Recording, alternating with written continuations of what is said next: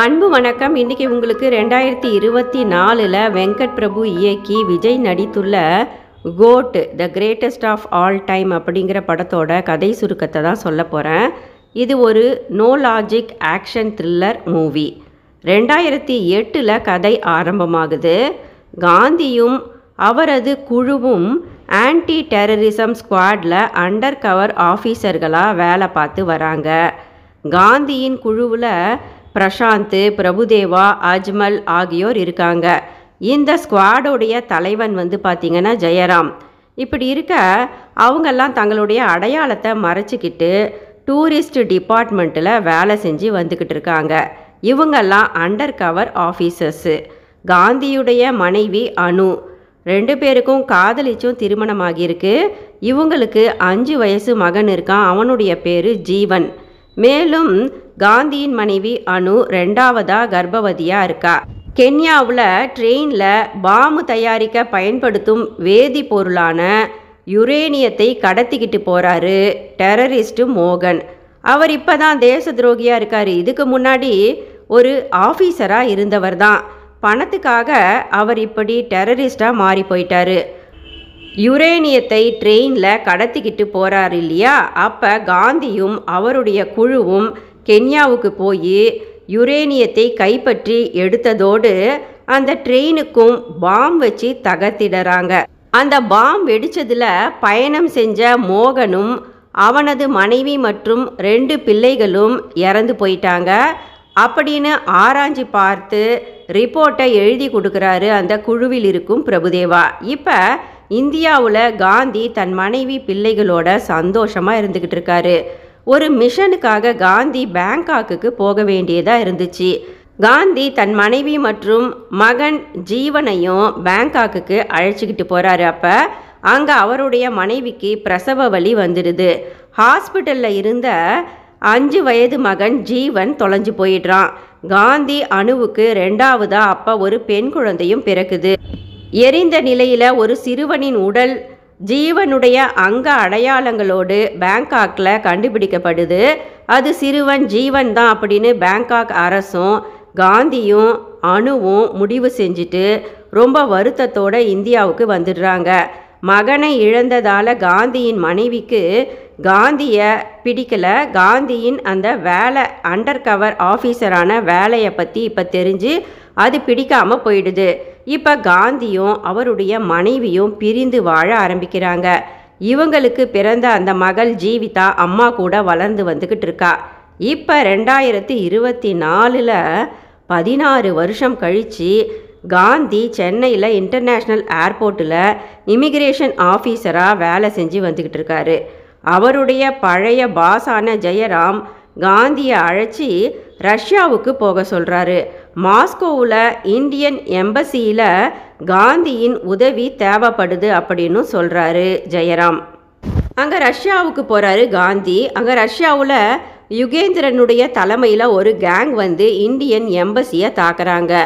காந்தி அதை எதிர்த்து சண்டை போடுறாரு. அப்போ வளர்ந்த இளைஞனான தனது மகன் ஜீவனையும் அங்கே பார்க்குறாரு காந்தி. அந்த இளைஞன் ஜீவன் அதே பெயரோடும் காந்தியைப் போலவே அச்சு அசலான உருவத்தோடும் முகத்தோடும் இருந்தான். அந்த ஜீவனும் தன்னுடைய அப்பா காந்தியை உடனே இனம் கண்டு கொண்டான். தந்தையும் மகனும் ஒன்று சேர்ந்து விட்டனர். மகனுடன் காந்தி இந்தியா திரும்புகிறார். மகன் திரும்பி உயிருடன் வந்தவுடன் காந்தியின் மனைவி அணுவும் மகளும் காந்தியோட சேர்ந்துடுறாங்க. ஆனந்த குடும்பம் ஒன்று சேர்ந்தது. இப்போ இந்த ஆன்டி டெரரிஸ்ட் ஸ்குவாடு தலைவர் ஜெயராம் காந்தியை உடனே பார்க்கணும், பேசணும் அப்படின்னு காந்தியை ஒரு இடத்துக்கு கூப்பிடுறாரு, வர சொல்கிறாரு. ஆனால் காந்தி அவரை சந்திக்கிறதுக்கு முன்னாடியே ஒரு ஹெல்மெட் அணிந்த முகமூடி மனிதன் ஜெயராமை கொன்னுடுறான். இறந்து போன ஜெயராமுடைய ஃபோனை எப்படியோ அந்த ஆன்டி டெரரிஸ்ட் அண்டர் கவர் குழுவின் ஆஃபீஸரான அஜ்மல் கைப்பற்றி எடுக்கிறாரு. அதுக்குள்ளே அந்த ஹெல்மெட் மனிதன் மீண்டும் அஜ்மலையும் கொன்னுட்டு அந்த ஃபோனையும் கைப்பற்றி எடுத்துக்கிட்டு போயிடுறான். அந்த ஹெல்மெட் மனிதன் யாருன்னா அது காந்தியுடைய மகன் ஜீவன் தான். உண்மையில் இந்த இளைஞன் ஜீவன் 2008 காணாமல் போன போது நடந்தது என்னன்னா, அந்த கென்யா ட்ரெயின் பிளாஸ்டில் வில்லன் மோகன் சாகவே இல்லையாம், உயிர் பிழைச்சிட்டானா. அவனுடைய மனைவி மற்றும் பிள்ளைகள் தான் இறந்து போயிருந்தாங்க. அதுக்கு காந்தியை பழிவாங்கும் விதமாக இந்த மோகன் காந்தியை பின்தொடர்ந்து பேங்காக்கு வந்து சிறுவன் ஜீவனையும் கடத்திக்கிட்டு கொண்டு போயிடுறான்.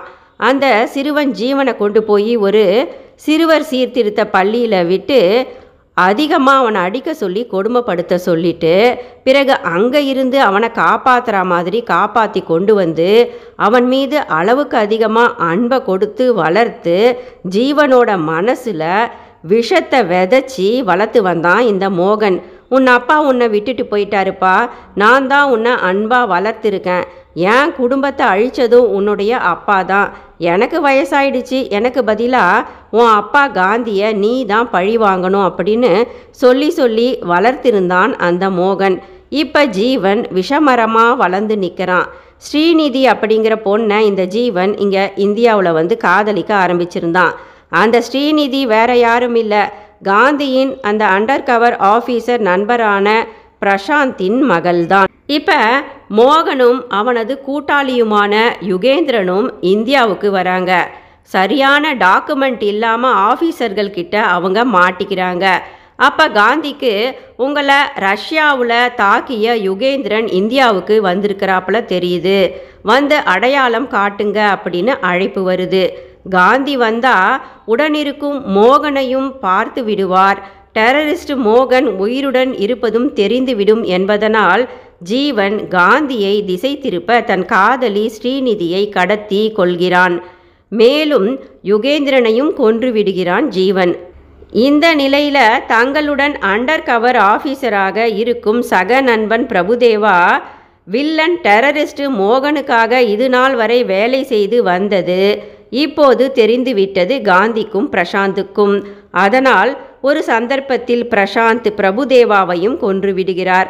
இப்போ மோகன் உயிருடன் இருப்பதும் மோகன் வளர்த்து ஆளாக்கிய தனது மகன் ஜீவன்தான் இத்தனை பேரை கொன்றதும் தெரிந்துவிட்டது காந்திக்கு. மனமுடைந்து போனார் காந்தி. மிக மோசமான சாடிஸ்டான மனநிலையோடு வளர்க்கப்பட்டிருந்தான் ஜீவன். மோகன் காந்தியிடம் சொல்கிறான், இப்போ சேப்பாக் ஸ்டேடியத்தில் Chennai super Kings cricket match நடக்கும்போது அப்பாவி மக்களை பாம் வச்சு கொல்ல போகிறது ஜீவன் தான். அவன் மக்களை கொல்வதற்காக ஸ்டேடியத்தில் பாம் வச்சிருக்கான் அப்படின்ற விஷயத்த மோகன் காந்தி கிட்ட சொல்கிறாரு.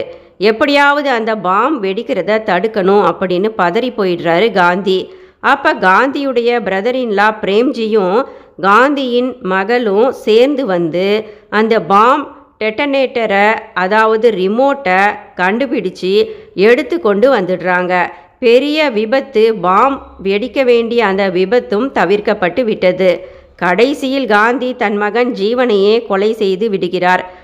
அப்போது ஸ்டேடியத்தில் தோனி சிக்ஸர் அடித்து மேட்சையும் வின் செய்து தருகிறார். இருவருமே the greatest of all time என்று நிரூபித்து விட்டனர். அப்பாடா, ஜீவன் இறந்து போயிட்டான் அப்படின்னு நாம் நினைக்கும்போது காந்தியின் உண்மையான தொலைந்து போன அந்த மகன் ஜீவன் உயிரோடு தான் இருந்தான். அவன் ரஷ்யாவில் குளோனிங் சயின்டிஸ்டாக இருந்துக்கிட்டு தன்னை போலவே அதாவது ஜீவனை போலவே பல குளோனிங் உருவங்களை உருவாக்கி வருகிறான். உயிருடன் அவைகள் வலம் வந்து கொண்டிருந்தன என்பது போல படம் முடிகிறது. நன்றி.